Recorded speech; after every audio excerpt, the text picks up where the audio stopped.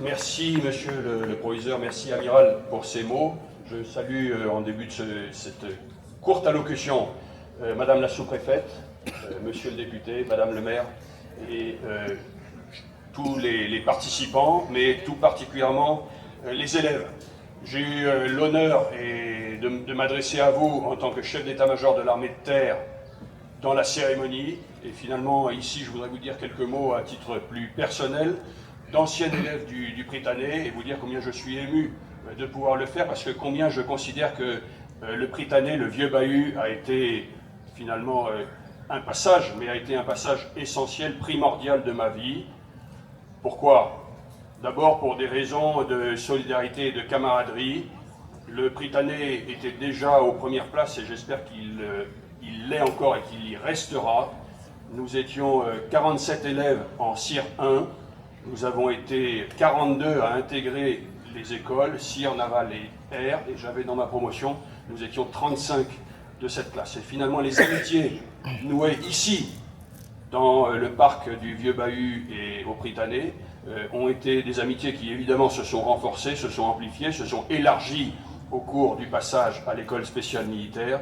Et finalement, ça reste aujourd'hui les amis les plus anciens que j'ai, dans lesquels ce côté de camaraderie, de solidarité forgée ici se mêle aux expériences partagées au cours de la carrière. J'avais prévu un petit discours formel, mais comme j'ai déjà été formel tout à l'heure et que l'environnement est beaucoup plus informel, je me contente de vous dire quelques mots après m'être concentré sur ma propre vie initialement, maintenant m'adresser à vous, et notamment vous, jeunes élèves du Prytanée national militaire. Les lycées militaires de défense sont des joyaux de nos armées. Les lycées militaires de l'armée de terre, les 4 lycées militaires de l'armée de terre sont des joyaux de notre armée de terre.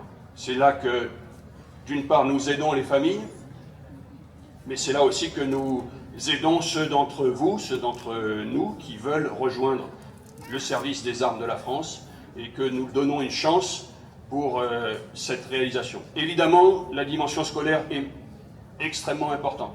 Et je tiens, et je vous confie comme mission, chers jeunes, où que vous en soyez, de réussir. Vous devez avoir l'excellence académique. Je vous le dis de ma place à la tête de l'armée de terre, combien c'est primordial que cette réalité première, fondamentale de ces lycées doit demeurer. Vous devez être aux meilleures places collectivement dans la scolarité. C'est les questions de baccalauréat, c'est aussi la question des concours, et à ceux d'entre vous qui êtes admissibles dans les différents concours, qui avaient déjà passé les oraux, qui allaient passer les oraux, je vous enjoins, comme une mission confiée par vos anciens, réussissez. Réussissez pour vous-même, réussissez pour nous. Nous avons besoin que nos lycées restent à la première place académique, et j'en profite pour saluer le corps professoral et le corps d'enseignement de cette vénérable maison qui donne tout ce qu'il a pour vous permettre de réaliser cette dimension qui est absolument fondamentale. Mais évidemment, dans une maison comme la nôtre, comme celle-ci, cette dimension scolaire, cette dimension de préparation des grandes écoles au sens académique s'accompagne d'une éducation, d'une contribution à l'éducation qui reste une responsabilité fondamentale des parents, notamment pour nos mineurs qui sont au lycée, en coéducation avec nos majeurs qui sont ici dans les classes préparatoires, de façon à permettre autant que possible à l'éveil, à la préparation, à forger les armes qui seront absolument nécessaires dans la carrière qui est devant eux, quel que soit le choix. Mon témoignage, là aussi, finalement, de celui qui est au bout de sa carrière militaire et quasi professionnelle, c'est de dire combien, en France, d'une manière générale, et dans les armées en particulier, nous avons un outil de formation absolument extraordinaire, c'est-à-dire peu comparable, y compris dans les pays occidentaux et qui nous entourent. C'est une chance. Cette chance, vous devez la saisir, vous allez la saisir, mes chers jeunes, vous allez la saisir parce que vous y êtes préparés par les thunes, vous allez la saisir parce que vous y êtes préparés par les dimensions humaines qui ont été celles de cette maison. Je finis simplement en insistant sur une des qualités humaines, parce que c'est ce que je demande à l'armée de terre. C'est la question de la fraternité d'armes. Cette fraternité d'armes, c'est une qualité strictement militaire, intrinsèquement militaire, compte tenu de la sonorité qu'elle a, fraternité d'armes. Néanmoins, pour moi, ça revêt différents aspects, 4 aspects qui doivent être concomitants, qui sont 4 aspects que je vous invite à continuer à déployer, que j'invite le Prytanée à continuer à tracer. Premier aspect, c'est l'esprit de corps. C'est une lutte contre l'individualité. C'est le fait de rassembler les individualités dans l'objectif d'un bien supérieur, marqué ici et dans les unités militaires par le drapeau. C'est primordial. La fraternité d'armes, c'est le socle des valeurs, c'est la lutte contre les communautarismes. C'est fraternité d'armes, tu ne choisis pas ton frère. Ton frère t'est donné. La différence entre la cohésion et la fraternité d'armes, c'est que la cohésion est exercée vers ceux que je choisis, la fraternité d'armes est exercée vers ceux qui me sont donnés. Et c'est pour ça que j'insiste pour que ces lycées militaires et le Prytanée en particulier arrivent à déployer un projet qui soit un projet de fraternité d'armes dans un cercle donné, par exemple la classe, plutôt que dans un cercle choisi, pour lutter contre un des mâles, un des maux de notre société qui est ce communautarisme, ce choix de ceux avec qui je vais être en lien. Et cette dimension, ça s'appuie sur un socle de valeurs partagées. Ce socle de valeurs partagées dans l'armée de terre, c'est le code du soldat. Et ça s'appuie sur une forme de laïcité qui consiste à dire que, bien sûr, que des ressorts supérieurs, philosophiques, religieux peuvent exister, mais ça, c'est la liberté personnelle. Il y a un socle commun sur lequel nous sommes d'accord, et les armées, l'administration n'ira jamais chercher à contraindre les racines ou les sources supérieures philosophiques, religieuses, ethniques et que sais-je de la motivation individuelle, dès lors que nous sommes d'accord pour le socle des valeurs. Dans ce monde, et nous avons besoin d'être un exemple pour la société autour de nous, les armées et donc le Prytanée, de ce socle de valeurs partagées sur lequel nous nous retrouvons, qui conduit à avoir comme frère celui qui m'est donné. Troisième aspect derrière cet esprit de corps et cette unité, il y a la notion de considération, et cette question de la considération, c'est la fraternité d'armes, descendante ou montante dans la hiérarchie, et notamment dans les armées, entre les officiers, les sous-officiers et les militaires du rang. C'est la considération qui est si importante. Tant de jeunes nous disent aujourd'hui, la considération est primordiale pour moi, la faute contre la considération est mortelle. Et le quatrième aspect de cette fraternité d'armes, c'est la mixité. La mixité dans l'armée de terre, elle est correcte, et vous apprendrez, pour ceux d'entre vous qui rejoindront les armées, en particulier l'armée de terre, que quand on dit correct, ça veut dire moyen. Dans la marine, on note beaucoup plus, c'est beaucoup plus franc. Correct, c'est bien.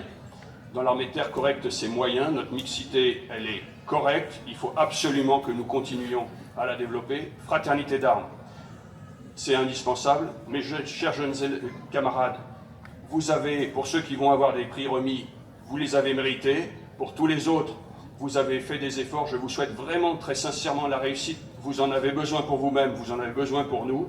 Nous en avons besoin. Mais je vous invite aussi à continuer à développer votre personnalité pour pouvoir faire face aux défis qui sont devant nous. Et face à ces défis, il y en a un qui m'importe en particulier dans notre armée de terre, qui m'importe dans ce Prytanée et qui, à mon avis, est une question d'exemple pour notre société, qui est celui de la fraternité d'armes. En tout cas, félicitations à vous qui êtes ici, félicitations aux parents qui nous ont confié leurs enfants et qui les accompagnent aujourd'hui et qui sont fiers d'eux, félicitations à l'encadrement qui a permis que ces jeunes se lancent dans la vie. Merci.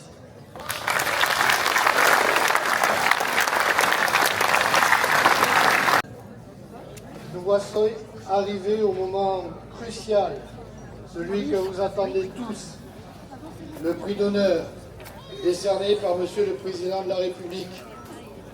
Il récompense l'élève qui, à l'aube de son départ du Prytanée national militaire, s'est fait remarquer par son travail, sa conduite exemplaire et ses résultats académiques au cours de sa scolarité dans notre honorable institution. Le prix d'honneur 2025 est attribuée à l'élève Marin Bouchard, 1688E. Cette récompense est remise par le général d'armée Pierre Schill. Bravo à lui.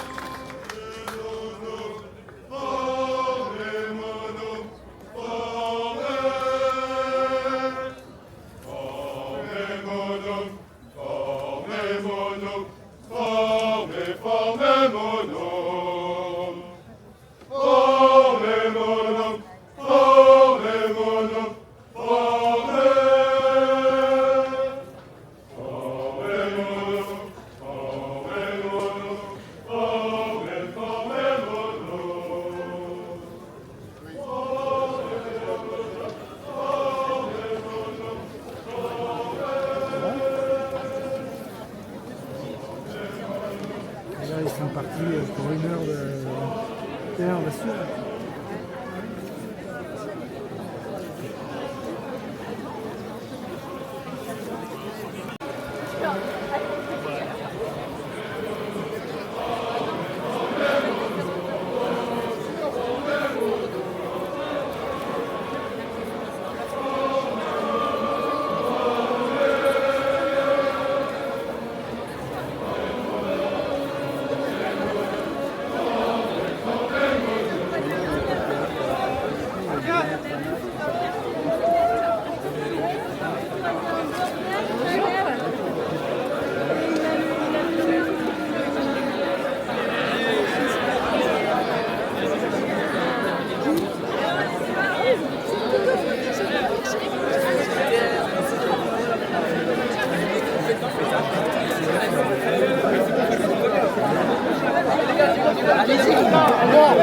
La bien mal organisée sur la voie.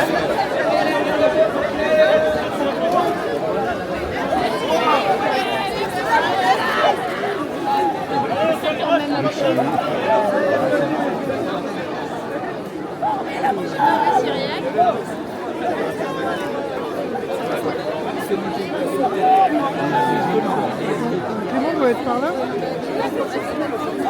Ah non. Ah ouais, j'ai vu, ouais. Oh, il y a Barry.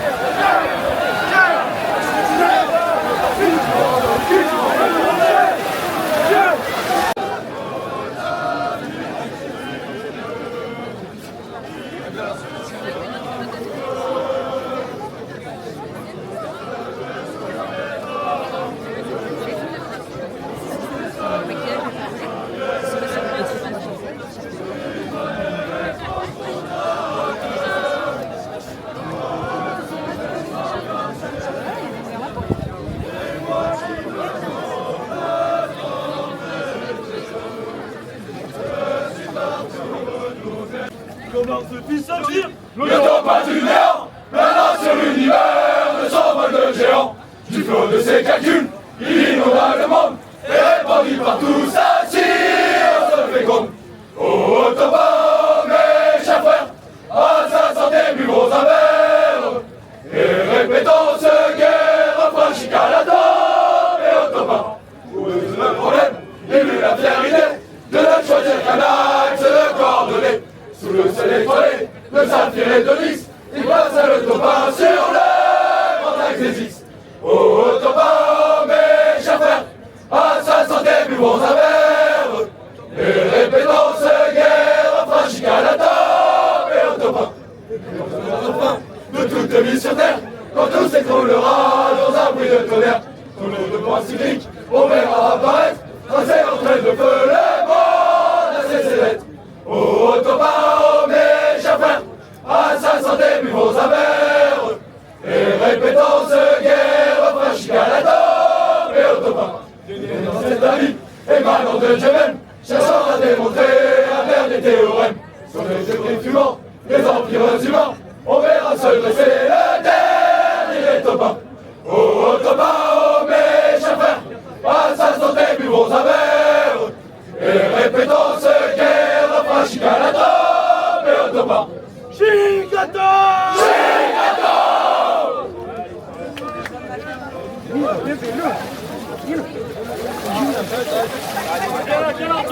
Viens là, Antonin. Ouais, c'est nous qui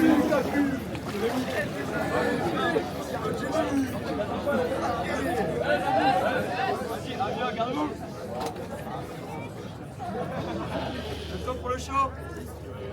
Dans sa carlingue, joyeux hiver, hardiment. Je rapace dans sa carlingue, la malallure et toutes ses dents. Bordel! Dans le ciel, des aigles sont morts, si nous courons, c'est en volant. Dans le ciel, des aigles sont morts, si nous courons, c'est en chantant. Bordel! À moi, aiglon, que m'importe la gloire des lois du monde, et qu'importe la mort. Dans le ciel bleu de France, mon cœur me fait face. Du haut du clochard, j'entends la victoire. Les vers, je les envie, les valeurs encore, la vie encore. Mais qu'importe leurs envies et leur sort, car le piège nous attend.